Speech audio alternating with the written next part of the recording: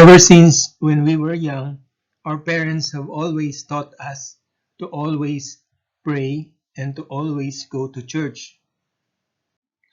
And so, as a result, we are focused on ourselves and our relationship with God.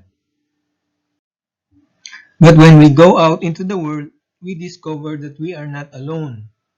We are surrounded by others and we are in an environment, a society. So we realize that we are not created by God to live alone.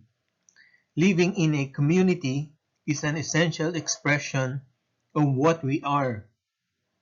But community does not just happen. It is something that men and women must work together to develop. According to John Paul II, a community needs a soul if it is to become a true home for human beings. You, the people, must give it this soul. Our church tells us that participation is a duty to be fulfilled consciously by all, with responsibility and with a view to the common good. If we are observant in our community, we not only observe equality and equity, but there are other things that exist in our community. So as Christians, how do we live in such a situation? As a Christian, how do we know that what is happening in our community or our society is good or bad? Guided by what Jesus had said in the scripture, whatever you have done for one of these least brothers of mine, you have done for me. Our church therefore has given us the Catholic social teaching. What is a Catholic social teaching? It is that body of thought and action through experience and tradition that helps guide us to deeper understanding of the role of our faith values and how to live them in concrete social and historical situations. Social mission is one of the three elements that constitute the church.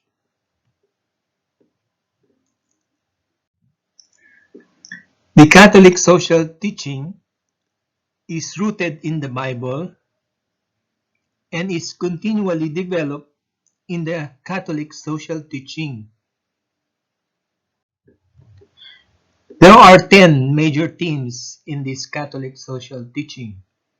They are human dignity, community, rights and duties, option for the poor, participation, economic justice, stewardship of creation, solidarity, role of government, and promotion of peace. Now, each main theme in the Catholic social teaching contains a number of key principles around which the ideas cluster. Two of the three principles present in the theme of call of community and participation are in the title itself, community and participation. The third is the principle of the common good.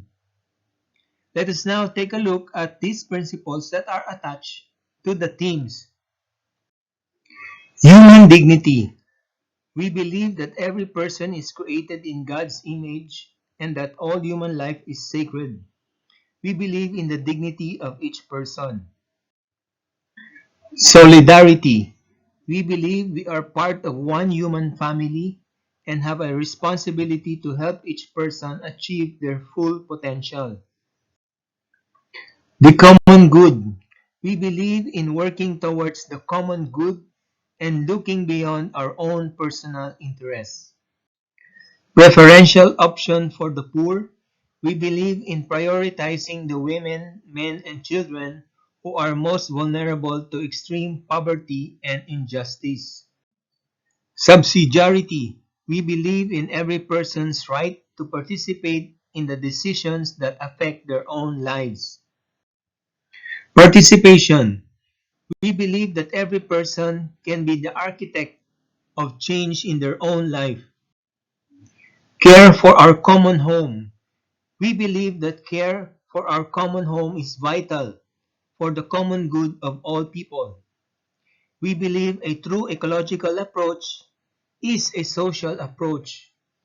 We are to be protectors of creation and of one another.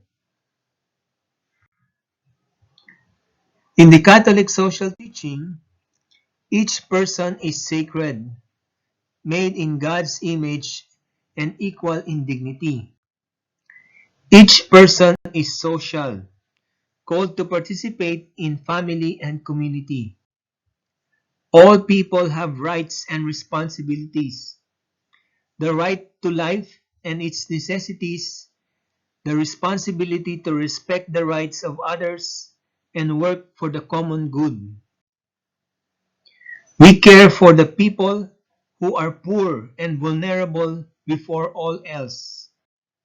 Workers have rights too. Work has a dignity in it. We are partners with God in creation. Solidarity is our call. We are our brothers and sisters keepers. We care for creation. We live in interdependence with all God has made. In our last slide, our themes are arranged in a sequence starting from the most basic, which is life and dignity of the human person. This is followed by call to family, community, and participation, then followed by rights and responsibilities.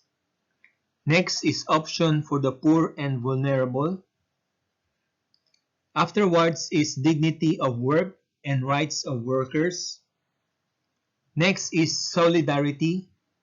And finally, care for God's creation. And the second one is the Theology Explained for Beginners 2.0. And this is the new channel. And kindly visit also this channel and support our channel by subscribing and clicking on the notification bell and sharing this video. Thank you very much.